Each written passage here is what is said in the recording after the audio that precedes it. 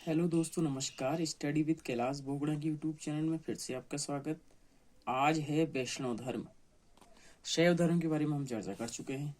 वैष्णव धर्म के विषय में प्रारंभिक जानकारी कहाँ से मिलती है? उपनिषदों से मिलती है। इसका विकास भागवत धर्म से हुआ। नारायण के पूजक मूलतः पंचतंत्र कहे जाते हैं। प्रश्न बन सकता है कि नारायण या विष्णु के पूजक मूलतः क्या कहलाते थे? तो उत्तर होगा आपका पंचरात्र कहलाते। पंचतंत्र विष्णु शर्मा ने लिखी है, पंचरात्र कहलाते थे। ठीक है। अब आता है वैष्णव धर्म के प्रवर्तक किसे माना जाता है? वैष्णव धर्म के प्रवर्तक कृष्ण थे, जो विष्णु कबीले के थे। प्रश्न ये भी बन सकता है कि किस कबीले के थे? तो विष्णु कबीले के थे और जिनका निवास स्थान मथुरा था। कृष्ण का उल्लेख सर्वप्रथम किस उपनिषद में मिलता है? तो छांदोग्य उपनिषद में मिलता है।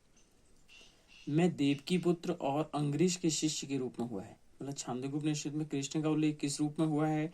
तो देवकी पुत्र और अंगरीश के शिष्य के रूप में हुआ। वासुदेव कृष्ण का सबसे प्रारंभिक उल्लेख वेश नगर अभिलेख स्तंभ अभिलेख में पाया गया है। वासुदेव कृष्ण का सबसे प्रारंभिक अभिलेख में किस अभिलेख में उनका उल्लेख मिलता है? तो बेशनगर स्तंभ अभिलेख में पाया गया है। कृष्ण या वासुदेव का सबसे पहले उपयोग या किस अभिलेख में पाया गया है? तो बेशनगर में। ठीक है। विष्णु के 10 अवतारों का उल्लेख किस में मिलता है? Very important. तो विष्णु के 10 अवतारों का उल्लेख मत्स्य पुराण में मिलता है। 10 अवतारों में उनका नाम है मत्स्य, कूर्म, वराह, नरसिंह, वामन, परशुराम, राम, बलराम, बुद्ध, कल्कि। ये 10 नामों का उल्लेख किसमें मिलता है? तो मत्स्य पुराण में मिलता है। गुप्त काल में विष्णु का वराह अवतार सर्वाधिक प्रसिद्ध था। प्रश्न ये भी बन सकता है कि गुप्त काल में विष्णु का सर्वाधिक प्रसिद्ध अवतार क्या था? तो वराह था। वैष्णव धर्म में ईश्वर को प्राप्त करने के लिए सर्वाधिक महत्व किस पे दिया गया है? तो भक्ति पर। भगवान विष्णु के दर्शन के 6 चक्र में 6 तिलियां हैं। चक्र में कितनी तिलियां हैं? तो आपके कितने हो जाएंगे? 6 तिलियां हैं। अब आता है वेरी इंपॉर्टेंट, इस संप्रदाय हैं और उनके आचार्य। ये प्रश्न बन सकता है, बहुत पेपरों में ये प्रश्न बना है। तो देखो, वैष्णव संप्रदाय किस मत से है? तो विशिष्ट द्वैतवाद। इसके आचार्य कौन है? रामानुजाचार्य। ठीक है। प्रश्न बन सकता है वैष्णव संप्रदाय के प्रवर्तक कौन है? तो विशिष्ट द्वैतवाद। आचार्य कौन है? तो आपको समझ में आ गया होगा कि वैष्णव संप्रदाय किस मत से है? तो विशिष्ट द्वैतवाद। इसके आचार्य कौन है? तो रामानुजाचार्य। ब्रह्म संप्रदाय किस मत से है? तो द्वैतवाद। आनंदी तीर्थ इसके क्या है? आचार्य हैं। रुद्र संप्रदाय शुद्ध द्वैतवाद, वल्लभाचार्य। रुद्र संप्रदाय किससे है? शुद्ध द्वैतवाद। इसके आचार्य कौन है? वल्लभाचार्य। सनक संप्रदाय द्वैताद्वाद, निम्बारकाचार्य इसके क्या है? आचार्य हैं। अब आता है एक और संप्रदाय है बरकरी संप्रदाय के संस्थापक नामदेव। ठीक है। वेरी इंपॉर्टेंट है। बरकरी संप्रदाय के संस्थापक कौन है? तो नामदेव। श्री वैष्णव संप्रदाय के रामानुज। श्री वैष्णव संप्रदाय के संस्थापक कौन है? तो रामानुजाचार्य। इन्होंने कौन सी पुस्तक लिखी? तो ब्रह्मसूत्र लिखी। परमार्थ संस्थापक थे रामदास। दास बोध नामक ग्रंथ किसने लिखा? रामदास ने। Very important. ब्रह्मसूत्र किसने लिखा? रामानुज ने। यह प्रश्न पूछा गया जा चुका है बहुत बार। ब्रह्मसूत्र के संस्थापक रामानुजाचार्य। दास बोध रामदास। ठीक है, दोनों राम पा रहा है। उसके बाद है राम भक्त रामानंद। अध्यात्म रामायण लिखी इन्होंने। अध्यात्म रामायण की रचना कौन है? अध्यात्म रामायण लिखी है रामानंद ने। ठीक है, वेरी इंपॉर्टेंट। अध्यात्म रामायण किसने लिखी? रामानंद ने। दास बोध किसने लिखी? रामदास ने। ब्रह्मसूत्र किसने लिखी? रामानुजाचार्य ने। ये संप्रदाय भी आ सकते हैं। अंकुरवाट का मंदिर कंबोज में कंबोज के राजा सूर्यवर्मन द्वितीय ने 1113 से 1150 में बनवाया। ये प्रश्न आ सकता है कि कंबोडिया का जो मंदिर है ये विष्णु से संबंधित है। विष्णु का मंदिर है अंकुरवाट का। ये कंबोज में है। राजा सूर्यवर्मन द्वितीय ने बनाया है। 13 से 50 बनाया। इस मंदिर में लगभग 10.5 फीट ऊंची भगवान विष्णु की मूर्ति स्थापित है। ठीक है, ये वेरी इंपॉर्टेंट है।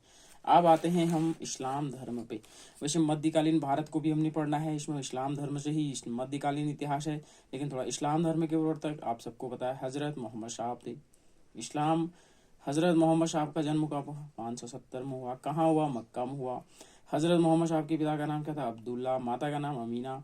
हजरत मोहम्मद साहब को 610 में मक्का के पास हीरा नामक पहाड़ी या गुफा में ज्ञान की प्राप्ति। वेरी इंपॉर्टेंट है, इंपॉर्टेंट लिख देना कि हजरत मोहम्मद साहब को ज्ञान की प्राप्ति कब हुई? 610 में। कहाँ हुई? मक्का के पास हीरा नामक गुफा में हुई।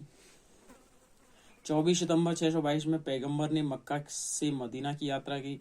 इस्लाम जगत में यह हिजरी संवत के नाम से जाना था। वेरी इंपॉर्टेंट है। हिजरी संवत कब हुआ? तो 24 सितंबर 622 में हुआ। ठीक है, वेरी इंपॉर्टेंट है। उसके बाद आते हैं इस्लाम। मोहम्मद की शादी 25 वर्ष की अवस्था में खदीजा नामक एक विधवा से हुई। मोहम्मद की पुत्री का नाम फातिमा तथा दामाद का नाम अली था। देवदूत जिब्रियल ने पैगंबर मोहम्मद साहब को कुरान अरबी भाषा में संप्रेषित किया। जिब्रिल ने, मतलब मोहम्मद साहब को कुरान की शिक्षा किसने दी? तो जिब्रिल ने दी। किस भाषा में दी? तो अरबी भाषा में की। कुरान इस्लाम धर्म की पवित्र ग्रंथ है। पैगंबर मोहम्मद साहब ने कुरान की शिक्षा का उपदेश दिया। हजरत मोहम्मद साहब की मृत्यु 8 जून 632 ईस्वी में हुई। मदीना में दफनाया गया। मोहम्मद साहब की मृत्यु के बाद इस्लाम सुन्नी और शिया नामक दो पंथों में विभाजित हो गया।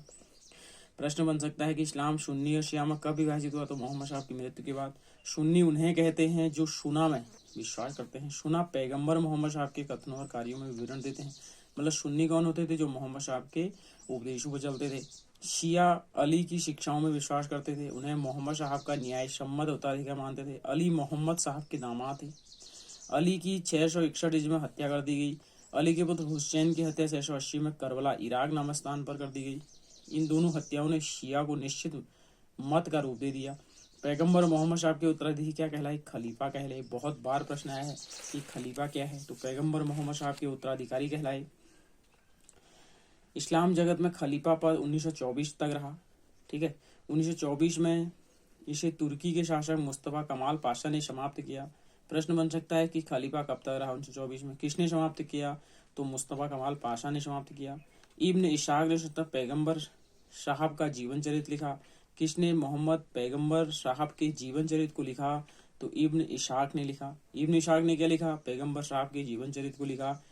उसके बाद आता है मोहम्मद साहब पैगंबर के जन्मदिन पर ईद ए मिलाद उल नबी, मतलब मोहम्मद पैगंबर के जन्म दिवस को क्या मनाए जाते हैं? ईद ए मिलाद उल नबी पर्व मनाया जाता है। भारत में सर्वप्रथम इस्लाम का आगमन अरबों के जरिए हुआ। 712 में अरबों ने सिंध जीत लिया और सबसे पहले भारत में इसी भाग में इस्लाम का एक महत्वपूर्ण धर्म बन गया। नमाज के दौरान मुसलमान मक्का की तरफ मुंह करके खड़े होते हैं। भारत में मक्का पश्चिम की ओर पड़ता है। मक्का की दिशा को किबला कहा जाता है। किबला मतलब भारत से मक्का किस दिशा में? प्रश्न बन सकता है पश्चिम में। और उस दिशा को क्या कहते हैं? तो किबला कहते हैं। ये हो गया। इस्लाम आता है ईसाई धर्म। ईसाई धर्म के संस्थापक ईसा मसीह थे। ईसाई धर्म का प्रमुख ग्रंथ बाइबिल है। ईसा मसीह का जन्म जेरूशलम के निकट बेथलेहम नामक स्थान पर हुआ। ईसा के जन्म दिवस को क्रिसमस के रूप में मनाया जाता है। ईसा मसीह के जन्म दिवस को क्रिसमस। ईसा मसीह के माता का नाम क्या था? मेरी, और पिता का नाम जोसेफ। ईसा ने अपने जीवन के प्रथम 30 वर्ष तक बड़े के रूप में बेथलहम के निकट नाजरेत में बिताए। ईसा मसीह के प्रथम 2 शिष्य थे एंड्रयूस और पीटर। प्रश्न बन सकता है ईसा मसीह के शिष्यों के नाम बताइए। ईसा मसीह को सूली पर रोमन गवर्नर किसने चलाया? तो पोंटियस ने चढ़ाया था। ईसा मसीह को किसने सूली पर चढ़ाया? तो पोंटियस ने चढ़ाया। ईसा मसीह को 33 ईस्वी में सूली पर चढ़ाया गया। कब चढ़ाया गया ईसा मसीह को? सूली पर 33 में चढ़ाया गया। ईसा मसीह का सबसे पवित्र चिन्ह क्या था? क्रॉस था। ईसा तत्व में विश्वास करते थे। वे ईश्वर पिता, ईश्वर पुत्र, ईश्वर पवित्र आत्मा है, इन्होंने ये बताया। 12वीं शताब्दी में फ्रांस में आरंभिक भवनों की तुलना अधिक ऊंचे तथा हल्के चर्चों के निर्माण में हुआ। वास्तुकला की यह शैली गोथिक के नाम से जानी जाती थी। अब आता है पारसी धर्म के पैगंबर जरथुष्ट्र ईरानी थे। जरथुष्ट्र थे मतलब ईरान के थे। इनके शिक्षाओं का संकलन जेंदा अवेस्ता नामक ग्रंथ में हुआ, जो पारसियों का धार्मिक ग्रंथ है। प्रश्न 2 बन सकते हैं कि पारसियों का प्रमुख ग्रंथ धार्मिक ग्रंथ क्या है? तो जेंदा अवेस्ता। और पैगंबर जरथुष्ट्र की शिक्षाओं का उल्लेख इसमें मिलता है, तो जेंदा अवेस्ता। इनकी मूल शिक्षा का सूत्र क्या है? सद विचार, सद वचन, सद कार्य। सभी धर्मों का मूल एक ही है जहां तक देखा जाए तो। इसके अनुयायी एक ईश्वर अहूर को मानते हैं। इस धर्म के अन्यायी को अग्नि पूजक भी कहा जाता है, वेरी इंपॉर्टेंट। किस धर्म के अन्यायी को अग्नि पूजक कहते थे? पारसी को कहते थे। इनका मुख्य ग्रंथ क्या था? जैन अवेस्ता। उसके बाद आएंगे हम, कल बात करेंगे मगध राज्य का उत्कर्ष। अभी प्राचीन भारत का इतिहास लगभग 4-5 वीडियो में समाप्त होगा। उसके बाद मध्यकालीन, ये जून के महीने में हम इतिहास को कंप्लीट कर लेंगे। तो आप सब लोग साथ में नोट्स बनाते रहिए। इतिहास के लगभग 7 से 8 मैक्सिमम 10 क्वेश्चन पूछे जा सकते हैं, तो 10 नंबर बहुत होते हैं। तो आपके नोट्स, और आपको याद करना है, तुक्के मारने से कोई टेस्ट नहीं निकलता है। तो आप जितना हो सके अपने को समय दीजिए और अपनी तैयारी पूरी रखें। कल मिलते हैं, धन्यवाद।